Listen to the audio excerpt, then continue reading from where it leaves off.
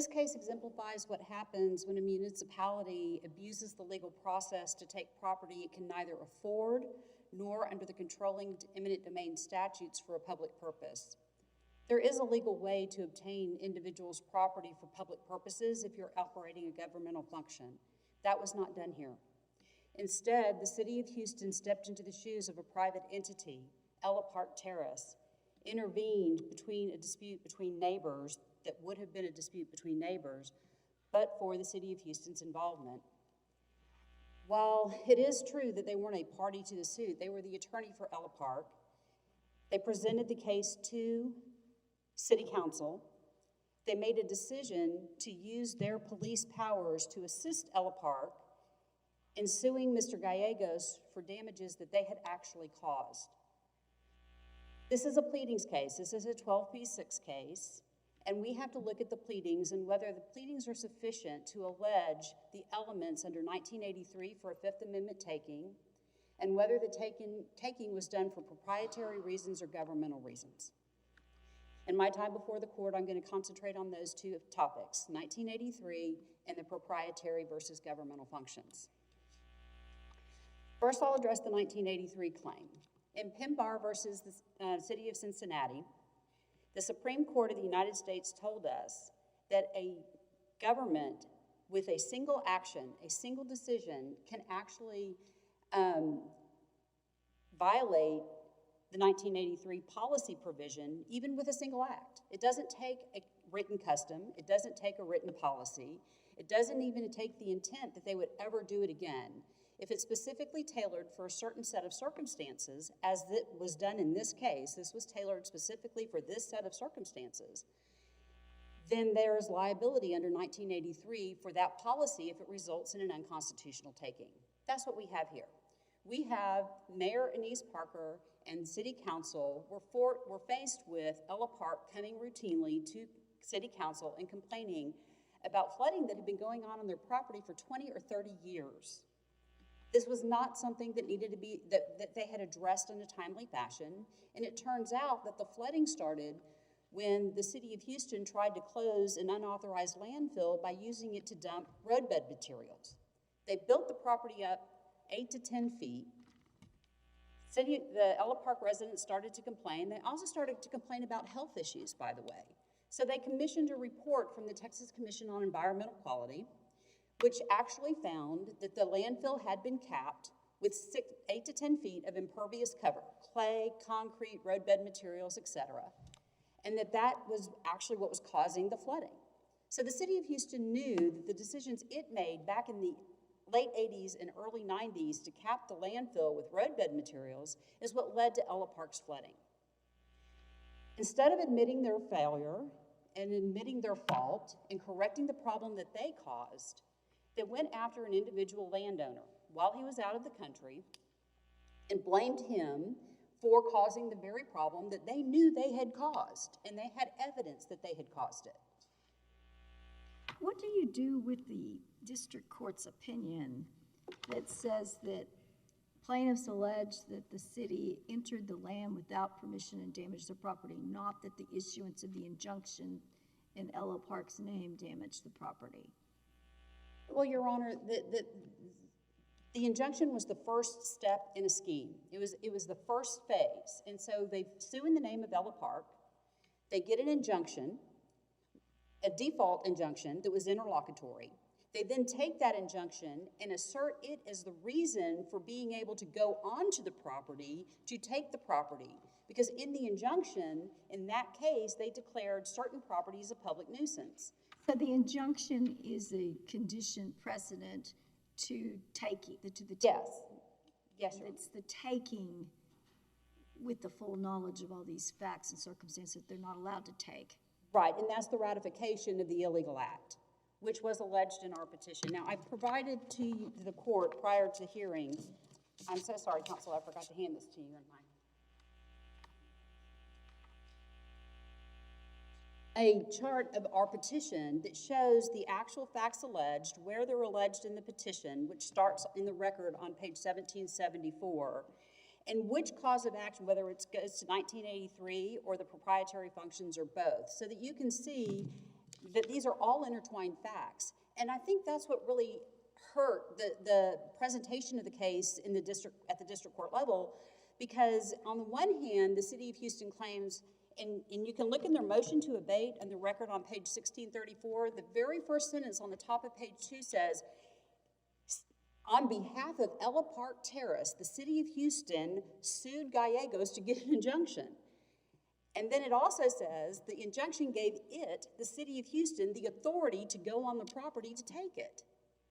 So everything that the city of Houston has done has been in the shoes of Ella Park Terrace, not as a governmental entity, but representing private interests. Now, the claims against Ella Park Terrace are not relevant for this appeal, are they? Other than that they appealed. That's not. Frankly, I think Ella Park was pretty much duped. I don't think they knew who owned it. In fact, they kept saying, we're going after the guy that... They're not part of this. It's No, just they're not part the of city and the mayor. And, yeah. Right, right. This is really on the state's 12B6 and 12B1 motions claiming sovereign immunity and a failure to state a claim under 1983. There's three things that I basically need to prove for a 1983 Fifth Amendment taking, and that's deprivation of a constitutional right, which is the deprivation of their property, obviously pled, that it was caused by the city of Houston. And the city of Houston actually admits that it took the property pursuant to the injunction. And there's three record sites that these are judicial admissions and pleadings. Record on appeal at 170, at 185, and then at 1668. So they constantly assert the injunction as the basis for their taking. So you can't separate that from the private nature of this action, which is what leads us to the proprietary function. Is there any, can the fact that it had a court record, can that cleanse it such, you know, like if an officer does a warrant that's bad, but the court then blesses it, then they may not be liable sometimes if they're just in the middle of it. Well, what's interesting about that, Your Honor, is when Mr. Gallegos found out about the injunction, because he was never served with the injunction, never had an opportunity to respond, and he challenged it in state court, the city of Houston, well, Ella Park, with the city of Houston's help, moved to dismiss the injunction, to dissolve it. So it was, number one, interlocutory.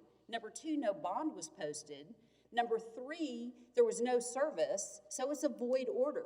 There is nothing that a void order can do to protect unlawful actions. Now, that case, the actual voidness of that case, of that injunction, is still on appeal in the state court. We have gone already through one round of appeals where it was dismissed because it was interlocutory, because the court refused to rule on any of the voidness issues because she thought it was a final order and that she didn't have plenary power. So we had to take that up. We won that appeal, and now we're back down. When we moved to have it set aside again, Ella Park said, oh, changed circumstances, they're just going to condemn the property. Well, the city of Houston has not done anything to condemn the property in all these years. They've made the same claim in this case, in the motion to abate. What's the status of this property, right? Is that in the record? Yes, it is. It's on the motion to abate, where the city of Houston represents to the magistrate below that they are going to condemn the easement to the property and that will offset any damages in this case. So they assert condemnation proceedings as a basis to abate. They still haven't condemned. There's been nothing. How can you do it after the fact? Well, you can do it after the fact if it was an inverse condemnation. Yeah, but if it was our... You actually can go back and condemn it, but what you do, that's the trespass claim.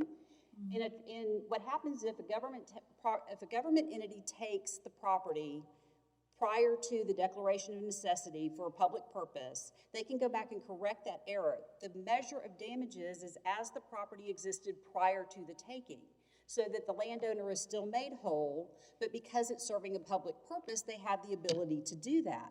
Okay, well, I don't mean to get you off, so whatever you want to offer. No problem, Your Honor. So, but in this case, there's been no declaration of public necessity. All the minutes from the city council meeting show that what they did was they looked at alternatives, another factor under 1983. They asked, the city council voted to have the city attorney and public works and engineering devise a plan to cure this problem for Ella Park. It also shows that there were meetings with the landowners, that they discussed it with Mr. Gallegos, and then when he left for Mexico is when they filed the lawsuit against him. So we have this pattern of conduct that is pled with specificity as well as evidence. I mean, we have the minutes of the meetings in our pleadings where city council voted and ratified and directed the employees of the city to participate in this scheme, and they did. Is it normal for the city's lawyers to be involved in subdivision litigation? I've not seen that. It's very rare. There is a provision in the City of Houston codes that they assert from time to time that allows the city attorney's office to assist them. I don't think it was applicable in this case. They have not presented any evidence that that was the actual ordinance that they were doing this pursuant to, which only further complicates this issue, and that it was really a proprietary function that they were doing. Should we certify the RIATA claims, the claims, the state law claims, if there's, obviously if we don't think that there's anything to the case, then we wouldn't, for the supplemental claims, we wouldn't go through that probably. Well, I think the 1983 claims stand on their own without the proprietary governmental functions. Now, I wanted to call the court's attention to a case that just came out 2 weeks ago. It's called OHAH versus LNG Builders. And know about this? Huh? Did you share this? Yes, I just did. I found it this week. In fact, I found it this weekend as I was preparing for oral argument. And it's Lexus 8469, and it's out of Beaumont. Now, it's not final yet. They're still in the stages of rehearing and things like that, but the opinion was issued on November 17th. And I think that's a very interesting case for this court to consider, because it's a Texas case that talks about what happens when the city interjects itself into litigation between two neighbors that were dealing with drainage issues. And while the facts are not, they're clearly distinguishable. This was a case where the city of Houston issued a permit to the developer that bought property next door to a retirement home, and they permitted them to use the city's utility easement to drain their property into the city storm sewers on the other side of the retirement home. And the court said they couldn't do that. It was a public utility easement. It wasn't for private uses. The developer was a private company, and they clearly separated the public versus private. And they also recognized what happens when the city interjects itself into a purely private matter. And so that's so even though the facts are somewhat distinguishable, the reasoning in that case is very applicable here, because what happened here is that the city of Houston, again, interjected itself into a private, what would have otherwise been a private matter, but they had to do it to conceal their decades-old torts of building up the property and causing the watershed in the first place. So this was all to avoid their own liability for their own conduct. And that's the other thing that's to me, is offensive in this case. They knew they did it, and they fought, and they tried to find a scapegoat to blame. And the other thing, did it need a scapegoat though, or was it already too late and barred by limitations or something? No, Your Honor, we were not barred by limitations. We filed suit as soon as they took the property within a year. No, I'm talking about from the prior actions. You know, you said to cover up that they did this thing a long time ago. They weren't going to get... They might not have gotten sued, but they still would have had to correct the problem, because if they were the ones culpable as opposed to Mr. Gallegos, then Ella Park could have continued to go to city council and say, you've got to fix this problem you caused this, fix our problem, and it never got fixed. And the record shows that Ella Park had been complaining for 20 or 30 years. So that's the other part that makes this a purely proprietary function. If neighbors sue each other and one of them's draining water onto the other one's property, what happens is they work it out between themselves, and the court can order one of them to remediate. They still have to go get permits and plans and design a drainage system that will work, but the court can order them to do that. That's what happened in this case with City of Houston representing Ella Park.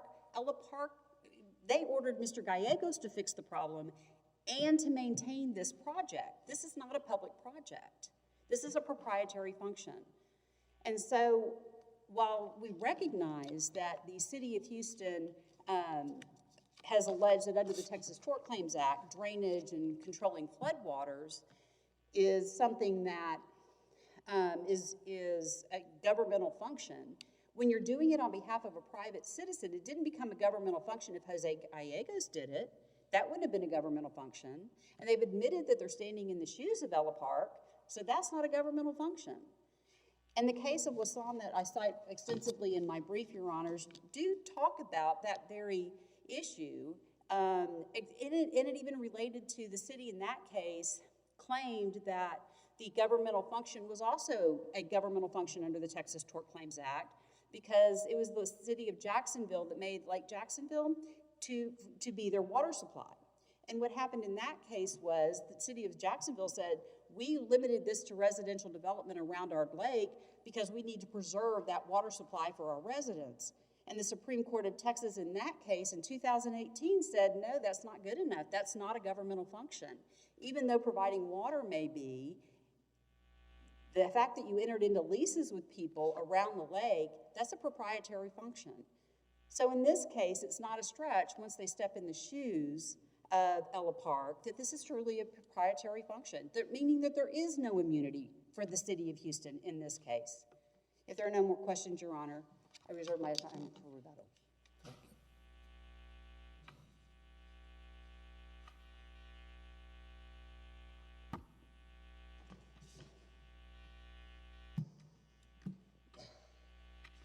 Mr. Hightower. May it please the court. Let's take a minute to step back and consider what this case is really about. The facts, the operative facts that relate to the claims as pled, the damages as pled, are very simple. The City of Houston's Public Works Department is alleged to have gone on to the appellant's property to construct a berm and swale to avoid or to dissipate a flooding problem that was causing runoff waters to go into people's homes and city streets. Now, appellants want to expand beyond those facts and add a lot of other things to try to support those claims. But that's what the damages that they talk about in the second amended complaint are all about. As you will see, what the damages are about a taking of their property. Exactly, Your Honor. That came about as a result, according to their complaint, and I'm not saying it's true. But which has nothing to do with an injunction. It's about taking through the vehicle of the injunction and they use the injunction to cause them to be able to go, aha, we can take this property now. Your Honor, the injunction has nothing to do with the Public Works Department's efforts to go onto the property and conduct the berm and swale. The injunction, which is in the record at page 556 through 71, we're not talking never about mentions the city. Constructing the berm and swale. We're talking about them taking the property pursuant to the allegation that they had created a nuisance. It's about the nuisance injunction, not about the public works, and that was done by the legal department and the mayor and maybe the city council. Well, it would appear, that might appear to be the case, Your Honor, but it is in fact not true. We can't determine, we have to look at the complaint, you know. That's exactly right, Your Honor. That's exactly right. And because they filed all of their constitutional claims under Section 1983, the Monell factors require that they specifically and discreetly plead a policy, a policymaker, and that policy be the moving force to their damages. First of all, there are no specific allegations that demonstrate the mayor, the city council, enacted a policy to pursue an injunction. But even if, assuming arguendo that it is, that cannot be the moving force. I'm sorry? The magistrate judge found there were allegations and said... There were limited allegations, but that they were not... The magistrate judge said, that's fine. That wasn't why the magistrate judge ruled against the other side. They said that they weren't, didn't create the constitutional problem. Right. They weren't the moving force. Not that the mayor and the city council didn't do the things about the injunction. About the injunction. But what's important here, Your Honor, is again, the damages that they allege in their pleading, and you see this at, I'll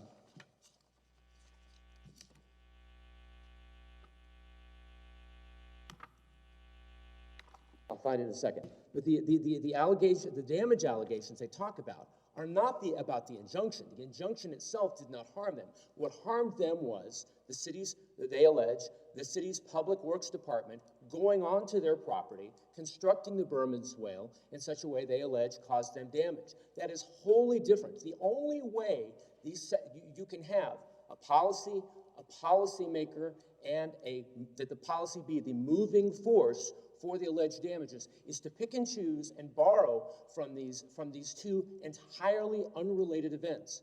The reason why you should specifically review the permanent injunction is it doesn't name the city of Houston anywhere. There are two parties to this permanent injunction. They are appellant Mr. Gallegos and the Ella Park neighborhood. Only Ella Park was empowered to do anything.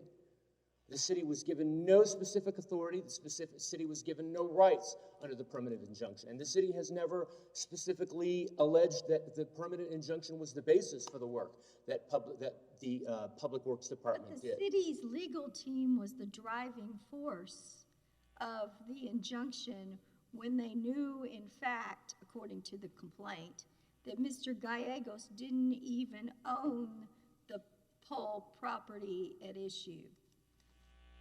The city's legal department They led the process to get the injunction against him and that property when it wasn't even all his property. I'm not sure that I understand your question, Your Honor. The question is that the city is the driving force, regardless of whether the city is the party to the injunction or not. So does that matter or not? I don't think it matters, Your Honor, specifically because as a matter of record, the injunction has been dissolved. A final order was issued by the State District Court. It is now on appeal. How is that? Texas State. Are you saying no harm, no foul? I'm saying I'm not sure this court can even review that at this point because there's a final judgment and that it is now on appeal in the state appellate court system. I don't know that this court can even get to that. But even if this court could, Can you explain what you mean? Can you back up? That goes to a part of the Rooker-Feldman doctrine that district courts and federal appellate courts should not be reviewing state court decisions that obviously the United States Supreme Court reviews. The state court dissolved the injunction, right? Yes, got a final judgment, and that is what the appellants have now on appeal. To be applicable in the Rooker-Feldman, it has to go against a judgment that's in effect and hasn't been put to one side. So what judgment would it be going against to be able to proceed to the next phase in this lawsuit such that the Rooker-Feldman doctrine would have any applicability? Your Honor, I can't begin to defend appellants' arguments against an injunction that doesn't exist anymore. I don't quite understand it, but that's what they have appealed. They've appealed that, not the neighborhood or anyone else. The Rooker-Feldman doctrine does or does not affect this case? You brought it up.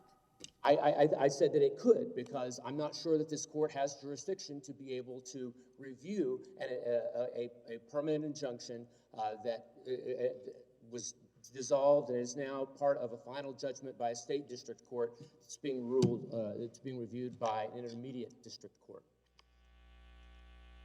But the appellate's continued referral to that injunction, and in fact, represents a collateral attack against the injunction, which really, again, has nothing to do with their 1983 claims. They have to borrow the actions by the mayor or the city council to discuss whether or not the city should assist the neighborhood in the legal lawsuit so that they can then come around and tell you that somehow assisted them in the property, because what they can't say, Your Honor, is there are no pleadings in this case that show the mayor, the city council, the city attorney's office, they can't really seem to decide which, enacted a decision that would qualify under the standards announced by this court in Pena v. City of Rio Grande City, that a policy has to be specific and it can't be conclusory. They have to allege specific facts demonstrating the creation of this policy. There is no such policy that relates to the decision for the Public Works Department to go onto their property to construct the berm and swale, which is the basis of the damages in the lawsuit they pled. Both of arguments in our motion to dismiss, the 12B1 and the 12B6, are pleadings-based. They relate to the pleadings. They are governed by the pleadings. Your point is essentially a Monell point, that there's a mismatch between satisfying the policymaker's element of Monell and the ultimate damages from the constitutional violation. And that's what the district court said in its order, that arguably there could be a decision by the mayor, by the city council concerning assisting the neighborhood through the lawsuit, but that doesn't get them the damages to the property that was caused by Public Works Department. That gets them a theory about getting an injunction. It doesn't get them a theory about acting on the injunction. Because the two are totally unrelated. The city isn't mentioned anywhere in the lawsuit. The city isn't mentioned in the permanent injunction. And the city has never claimed that the permanent injunction was the basis or gave them any authority to go in and have the Public Works Department build the berm and swale. They are totally unrelated. And that's a very, very key point, because it's the only way they can come close to satisfying the Monell standards is to borrow a little bit here, mayor, city council, maybe the city attorney's office, we can't really decide from one paragraph to the next, enacted a policy that somehow then led to the Public Works Department going onto the property. It's not there. It's not there, and that's the review of that. Your point is, as to the actual entry onto their property, that was just by the Public Works Department, lower level people. It was not done at the higher level. Per their complaint, we don't know. Right. As far as the pleadings are concerned, we don't know. Those decisions were not done by the mayor. I mean, it's not there. And opposing counsel had referenced, I had not seen this demonstrative before oral argument, but you know, what was referenced are allegations within their pleading. I guess this is maybe in addition to the pleading. It's not clear to me here, but there's no admission that the city was seeking to take a role for. The city was assisting LL Park, but they were not a party to the lawsuit. Organizations represent other parties in lawsuits all the time. Legal aid does not become a party to a lawsuit because legal aid decides to file a lawsuit on behalf of somebody. But I thought there were allegations in the complaint that that the mayor and the city council directed Public Works to sort of execute on all these ideas. Well, I think specifically what they said is that Public Works decided to enter onto the property. But again, who at Public Works? Appellants have directed this court to the Pembauer. So is your point that it's, I mean, and there are all these quotes to the press and all. Right. But those aren't policy statements. Those are just comments on, do we like this? Would we like to do that? We think these things are important, but those aren't policy statements. Just so you know, we don't have any demonstrative. I don't have a demonstrative. So you referred to a demonstrative that your opposing counsel had prepared or something. We don't have that. So. Okay, I apologize. I was referencing this. I don't have it. I thought that she mentioned and she handed it to me as. I've not. I apologize. I thought she was. So I just thought, so we wouldn't be on opposite page. You were talking about something we don't even have. I understand, Your Honor. What do you do with the fact that the petition, the complaint, does say that the mayor and city council, through the city attorney's office and Public Works, got a scheme to get an injunction based on false information and then use that injunction to enter and modify the properties. And that the Public Works engineer said they went into the subject properties with the support and the mayor and the city council. And that they directed, the city attorney also directed the Public Works to enter into the subject. There's an awful lot to unpack there, Your Honor. The mayor and the city council, I mean, I don't have that particular section in front of me, but did they vote on this? Was this a suggestion? Because one of the things that they do allege is that the mayor and the city council voted to have city services come up with options that could lead to a solution. That's not a policy. That's not a directive saying go do this. That's saying go out and look at things and come back and tell us what you might want to do. It's interesting because they do allege that sometime in 2011, and this is at page 1785 in the record, that the mayor and city council rejected a request to go and build a berm on the property. So I would say, if anything, if you're looking for allegations to specifically speak to the berm, this would go the other way. But there is. Are you saying the Public Works went rogue? I'm sorry, what?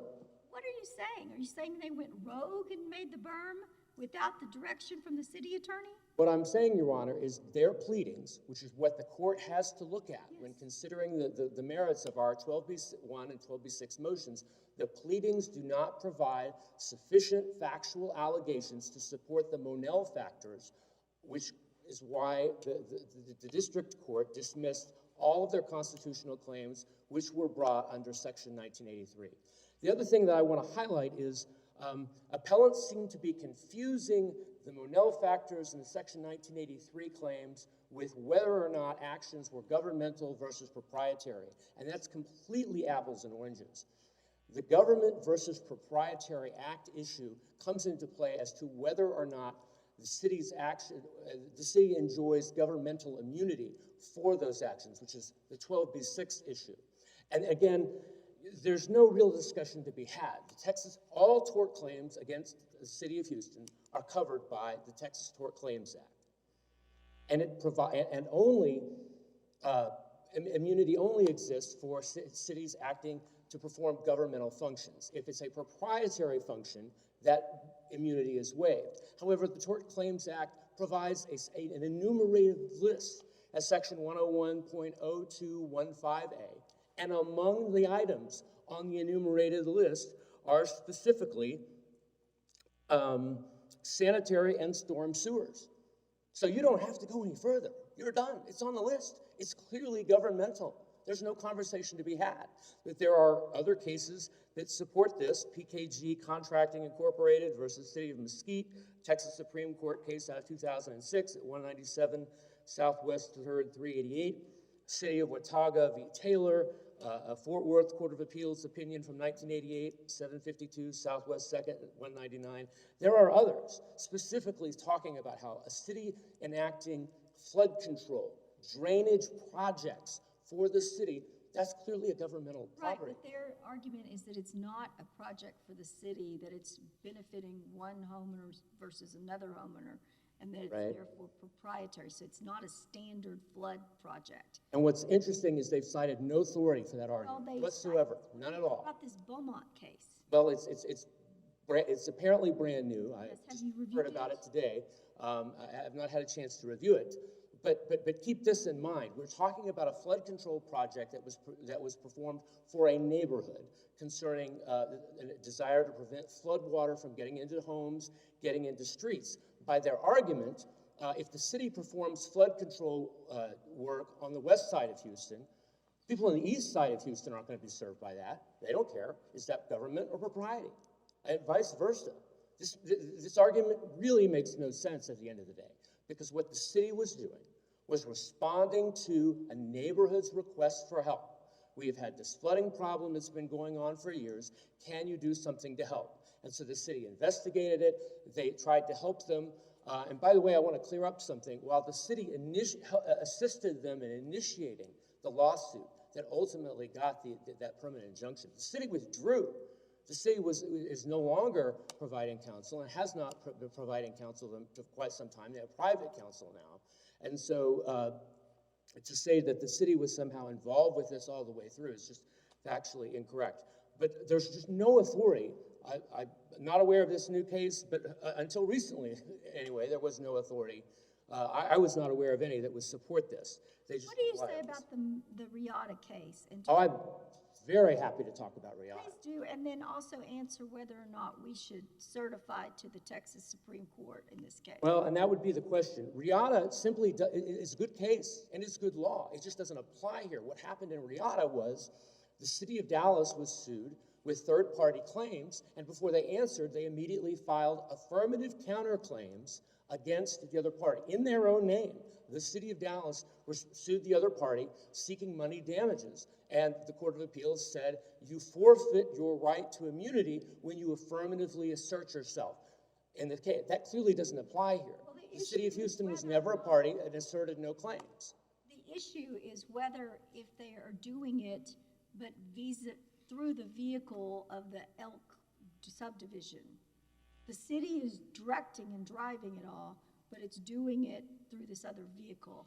Does RIATA apply and extend? I think it clearly doesn't, because first of all, I would take issue with Your Honor, with the presumption that the city was driving the vehicle here. The city was responding to concerns from a concerned neighborhood, and this was one avenue that they felt like, we can help you, we can give you this legal assistance to obtain some relief. That doesn't make them a party, other than preparing the paperwork and assisting them like any law firm, legal aid, or any other legal aid organization would provide. The city was not a party. The city is not named as a party. The city is never named at all in the permanent injunction. Should we certify or not? I don't think you should, Your Honor, because again, it's an apple and oranges comparison here. What RIATA talks about is, if you're going to go out and say, hey, you owe me money, then you forfeit your right to immunity if they come back at you. And that's just not what happened here. The city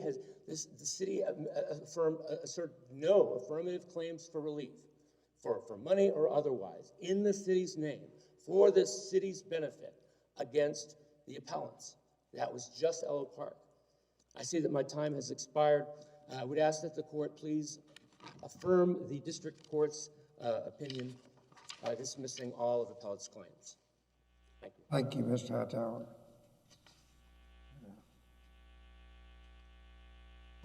Thank you, Your Honors. You have 5 minutes on rebuttal. I would like to call the court's attention to page 20 of the pleading, the second amended pleading, which is found at page 1793 of the record on appeal. In the very first sentence, this is a letter sent by the City of Houston Public Works and Engineering Department to one of the plaintiffs. The City of Houston has been aware of the stormwater drainage issues related to the former Booker landfill for a number of years. In 2014, with the support of Mayor Anise Parker and City Council member Jerry Davis, the city, not just the Public Works Department, the city began a project to resolve the persistent problem of stormwater runoff from the Booker landfill. The city's own letterhead says the mayor and city council knew and were aware and went into the project. I would also like to call the court's attention to the Wasson Interests case. That's a 2018 Texas Supreme Court case, which I relied on in my brief to discuss the proprietary acts. And in that case, there was an allegation that the city of Jacksonville claimed immunity because they had built Lake Jacksonville as the city's water supply. And then when they developed the land around it and limited the use to residential, they got into a dispute with one of their long-term tenants and terminated the lease. That particular individual, that tenant, Wasson Interests, then sued the city of Jacksonville. And the Supreme Court, they made the very similar argument, and the Court of Appeals bought it. The Court of Appeals said that's related to the enumerated government function in the Texas Tort Claims Act for water supply, drainage, runoff, all of the water issues that are enumerated in the Texas Tort Claims Act. And the Texas Supreme Court in 2018 said, but that's not good enough. It's not just that it's enumerated there. If it's done for a proprietary function, if it is a proprietary act, it's still not covered by the Texas Tort Claims Act. So the issue was addressed head-on by the Texas Supreme Court in 2018. The Beaumont case cited and followed the Wasson case by applying the proprietary versus governmental function standard in a case, and frankly, in that particular case, that wasn't an enumerated function necessarily. that was being alleged. It was the use of a public utility easement, but they still discussed the fact that it's not a public utility. And what's really interesting about that was they drew the analogy. If the city of Houston hires a contractor that they completely direct to fulfill a government function, does that governmental contractor have derivative immunity from the government for performing that government function? And in that case, they talk about how hard that is for a contractor to retain that immunity, because if they have any discretionary acts, immunity is waived. But isn't the inverse true? If the city steps into the shoes of a private individual and acts for the benefit of a private entity and not for the public at large, don't they then waive that same sovereign immunity for that discretionary act? The fact that this flooding had gone on for 20 or 30 years before the city of Houston decided to do anything tells you it was discretionary. It also tells you it was only for the benefit of Ella Park. This was not a case, and is not a case, where the government said, we have an issue with this street flooding and we need to go alleviate it for the benefit of our citizens and as an arm of the state to control flood control. That's not this case. This case is the city of Houston stood in the shoes of a private entity. If there are no more questions, Your Honor, I thank you for your time today. Thank you very much. That case will be submitted.